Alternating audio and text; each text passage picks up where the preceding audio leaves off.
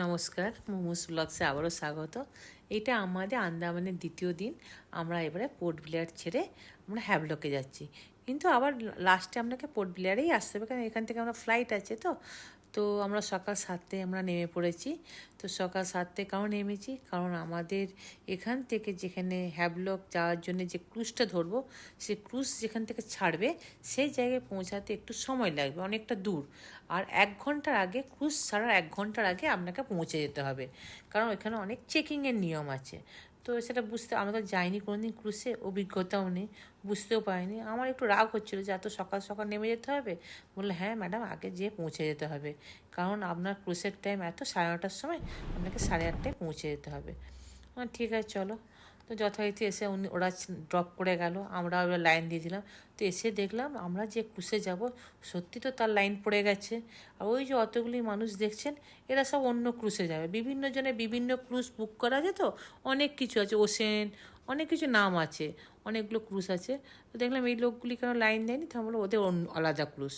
তো যাই হোক, সব কিছু করে কোনো ফটোগ্রাফি করা বারণ ছিল, তাই ফটোগ্রাফি করা হয়নি। একবার ক্রুজে উঠেই ফটোগ্রাফি করছি। তো ক্রুসেরটি উঠলাম, ওরা আমাদের ক্রুসের নাম নটিকা। কতগুলো সিট দেখুন। তো আমরা তো প্রথম যাচ্ছি, তো জানি না কীরকম করতে হবে, কোথায় আমাদের সিট বুঝতেও পারছি না। তো যাই হোক, প্রথমে তো ভাবলাম যে কোথায় বসবো। তখন আমরা জিজ্ঞেস করলাম এখানে যারা আছেন হেল্প করার জন্যে, নটিকা যে মেম্বারটা, তো ওনারা বললেন আপনাদের লাক্সারি ক্লাস, আপনাদেরকে নিচের দিকে নামতে হবে। তো কোনটা লাক্সারি আর কোনটা আলাদা বুঝতেও তো পারছি না। তখন দেখছি এখানেও অনেকগুলো সিট। তখন বললেন আস্তে আস্তে সিঁড়ি ধরে ধরে সিঁড়ি দিকে নিচে নামলাম। তো নামার সময় তখন আমি বলছি ওই দিকে দেখ, ওই দিকে যেমন সে আমরা রেলওয়েতে নামি সাবওয়ের দিকে, সেরকম। তার বলে তাই কাকিমা, আমাকে দিয়ে আমাদের সিটটি দেখিয়ে দিল। ওরে বাবরে, সিট তো নয়, কপালের নাম গোপাল। এমন সিট পেলাম যেখানে আর ঠেকো রোদ। এই রোদ থেকে বাঁচার জন্য না আছে পর্দা, না আছে কিছু। এই দেখুন, ক্রুজের নাম নটিকা।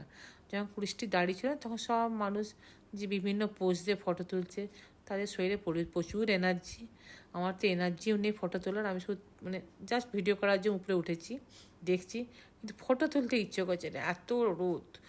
কি গরম যে আন্দামান, মানে এত গরম হলে জানলে আমি জীবনেও যেতাম না, প্রচণ্ড গরম ছিল। তো যাই হোক, যখন আমাদের ক্রুজের ছাড়ার টাইম ছিল 9:30, যথারীতি ছেড়ে দিয়েছে টাইমে। তো বসে আছি, যখন দেখলাম যে ক্রুজ তো ভর্তি হলো না, অর্ধেকের উপরে ক্রুজ বলে সিট খালি। তো কিন্তু মানুষজন দেখলাম একটুক্ষণ ওঠার পর কোনো মানুষের মুখে হাসি দেখতে পেলাম না ক্রুজে, কে জানে কেন। আর দেখুন, এই পোর্ট ব্লেয়ার ছেড়ে কিছুটা এসেছি, তখন দেখছি আর একটা ছোটো দ্বীপ। মানে একটা দ্বীপ থেকে আরেকটা দ্বীপে যেতে গেলে আপনাকে এই জলযানেরই সাহায্য নিতে হবে। তো আমি ছিলাম ডান দিকে, আমি আবার বাঁ দিকে এলাম, দেখছি ওই ধারে দ্বীপগুলো সবই তো আন্দামান দ্বীপপুঞ্জ, মানে বুঝতে পারি ছোটো ছোটো দ্বীপ নিয়ে গঠিত। তো ওই দ্বীপপুঞ্জগুলো দেখছি কোনো লোকজন দেখতে পাচ্ছি না। মানে কিছু কিছু দ্বীপে আছে লোকজন, সেখানে বাস নেই। আর এখানে যে ইলেকট্রিক চলে, সব ডিজেলে চলে। হ্যাঁ, মানে আমার কোনো ইলেকট্রিক, মানে আমাদের যেমন পাওয়ার প্ল্যান্ট আছে, এদের সব কিছু নেই, এদের সব ডিজেলে চলে, ইলেকট্রিক। বাপরে, মানে অনেক কিছু। আর যেই মানে চালু হলো ক্রুজ, তখন দেখলাম প্রচুর মানুষ বমি করছে। মানে কেন, ক্রুজের জার্নিটা কি খুব কষ্টদায়ক? আমি মনে মনে আমিও ভয় লাগছিল। তো আমি না বসে থেকে উঠে পড়লাম। আর ওদের যা বমি করার জন্য সামনে ব্যাগ দেওয়া ছোটো ছোটো, বললো ওই ব্যাগে মানে বমি করতে বলছে আর ডাস্টবিনে ফেলতে বলছে। সেই সময় আমাকে গেট কোনো কিছু ওরা খুলবে না। হ্যাঁ, আর বাচ্চাগুলোও প্রচণ্ড কাঁদছে দেখছি। যে কেন কাঁদছে, মানে হয়তো ভালো লাগছে না তাদের, গরম করছে না কি, কিছুই বুঝতে পারি। বাচ্চাগুলো মানে খুব চিৎকার করেই কাঁদছে। তো যে যেমন ফটো তুলেছে, সে তার মোবাইলে তার ফটোগুলো দেখছে, বিভিন্নজন একটু গল্প করছে নিজেদের মধ্যে। তো আমারও বসে থাকতে ভালো লাগছে না, আমি উঠে চারদিকটা ঘুরছি আর দেখছি। দেখলাম বাপরে কি জল, আর জল সেদিন প্রচণ্ড ফুলে উঠেছে। হ্যাঁ, ওর জন্যেই মানে আরও বেশি ক্রুজটা নড়ছিল। তো আমি বলবো যারা আন্দামান যাবেন বা আন্দামান থেকে বিভিন্ন দ্বীপে যাবেন, তারা অন্তত গভর্নমেন্টের জাহাজ বুক করবেন, তাদের কষ্টটা কম হবে। তো যিনি নটিকার একজন মেম্বার এসে বললেন যে সব এরকম কান্নাকাটি করছে, বমি করছে, তখন তারা বললেন যে মিউজিক লাগিয়ে দিচ্ছি, আপনারা একটা সব নাচ করুন, যে যেমন পারেন সে নাচ করুন।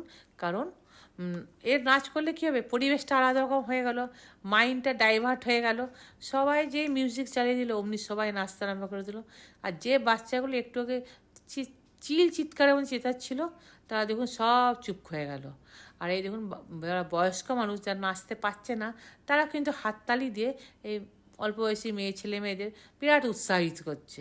মানে তখন আর কে মানে তখন ভুলে গেছে সব বমি টমি, সব নাচে মস্ত হয়ে গেছে। কারুর ব্যাগ যে কোথায় যাচ্ছে সে হুঁশি করতে পারছে না। বেশ ভালোও লাগছে, বাচ্চাগুলো দেখুন দেখে সব ভুলে গেছে। তো এইভাবে অনেকক্ষণ ধরে নাচানাচি চললো। যেহেতু উনি মানে অ্যানাউন্স করলেন যে ভালো কাপেল তাকে পুরস্কার দেওয়া হবে, এভাবে সবাই নাচানাচি করছে। আর আমিও তখন চারদিকে দেখছি, আর দেখুন একটি মানুষও সিটে আর বসে নেই, সব তখন উঠে ওখানেই চলে গেছে।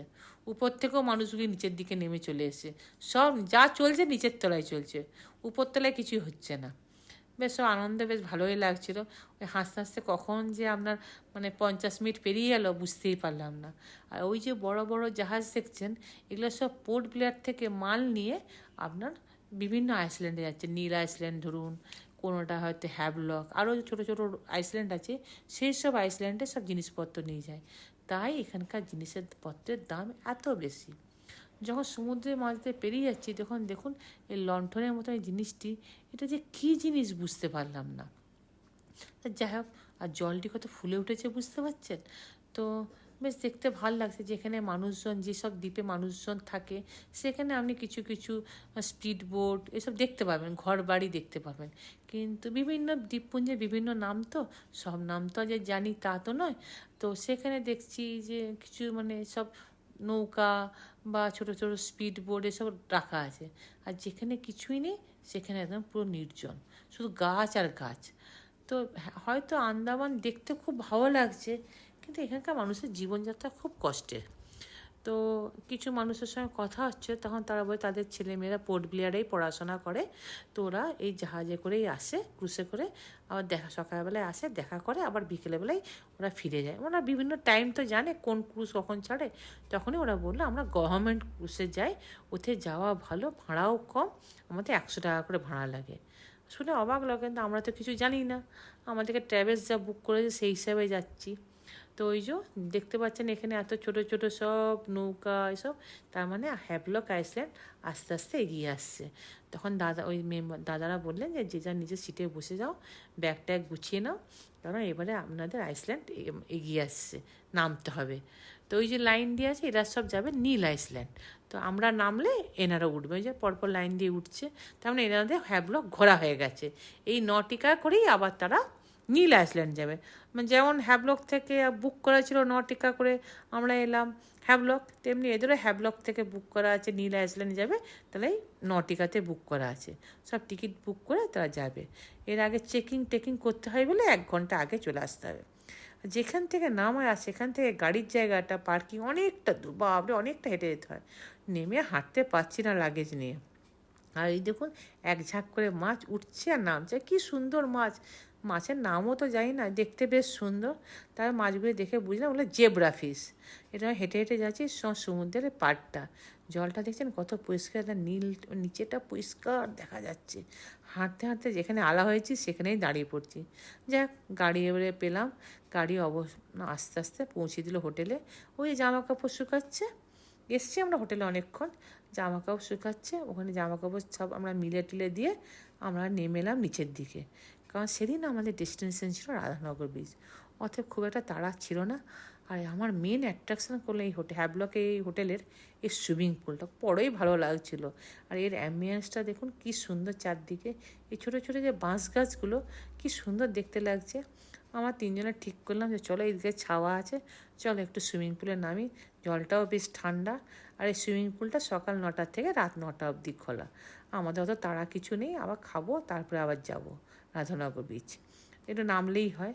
আর তেমন একটা ডিপও ছিল না এই সুইমিং পুলটা।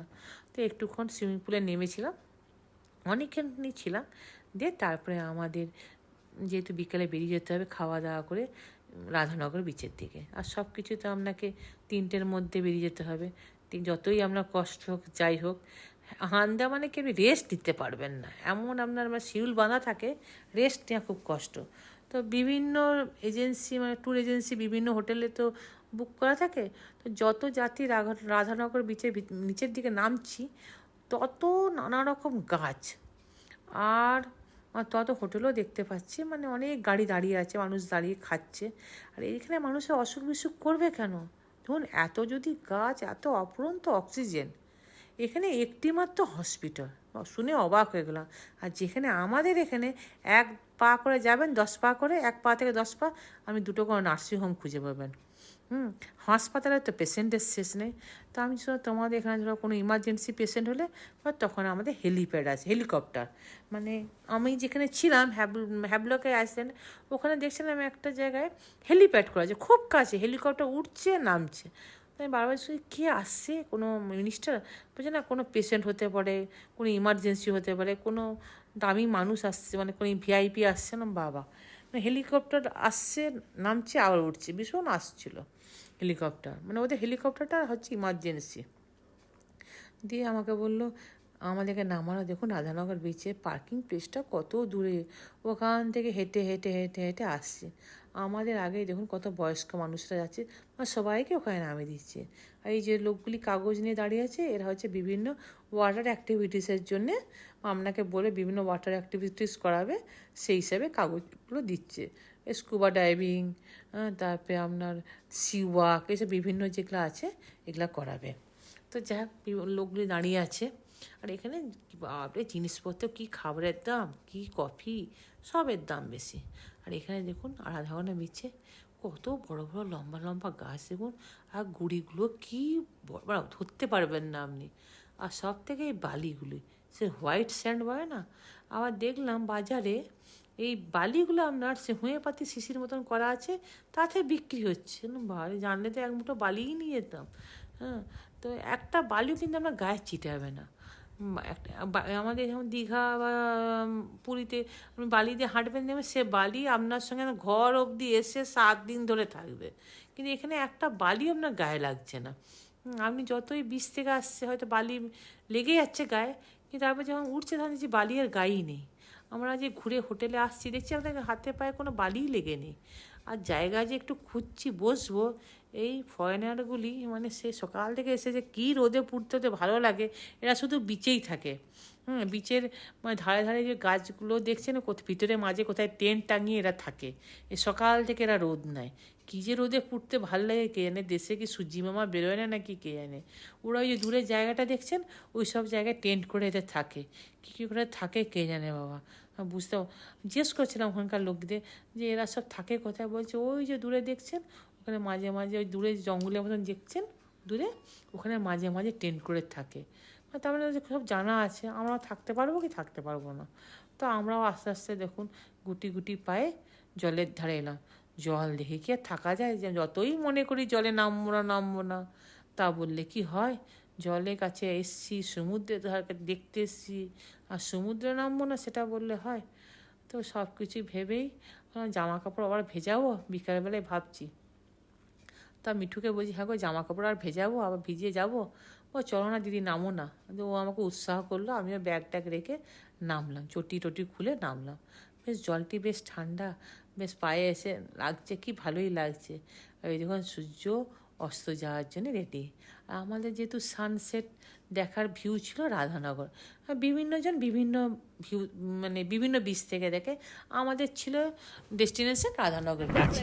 তো সূর্য বেশ কি সুন্দর অস্ত চলে যাচ্ছে। সূর্য অস্ত যাওয়া মানে আমার একটি নতুন ছবিগুলো ছিল সব ডিলিট করে দাও। আর এখানে মনে হয় যে সূর্য অস্ত যাবে তখন পুলিশ এসে আপনাকে জলে নামতে দেবে না, নিচে তোলা হবে। 5টা 15 যে অন্ধকার হবে আপনাকে বিচ থেকে বার করবে, থাকতে দেবে না। 5টা 15 থেকে 5:30টার মধ্যে আপনাকে বিচ ছেড়ে বেরিয়ে যেতে হবে। তো সূর্য আমাদেরকে টাটা বাই বাই জানালো, আমরাও সূর্য আমাকে টাটা বাই বাই জানালাম। তো ভিডিওটা ভালো লাগলে প্লিজ লাইক করবেন, সাবস্ক্রাইব করবেন, শেয়ার করবেন। সূর্য মামা একদমই ডুবে গেল, একদম জলের কোলে চলে গেলো, সমুদ্রের কোলে। আর পরের ভিডিও আসতে চলেছে, আরও সুন্দর সুন্দর ভিডিও আসছে।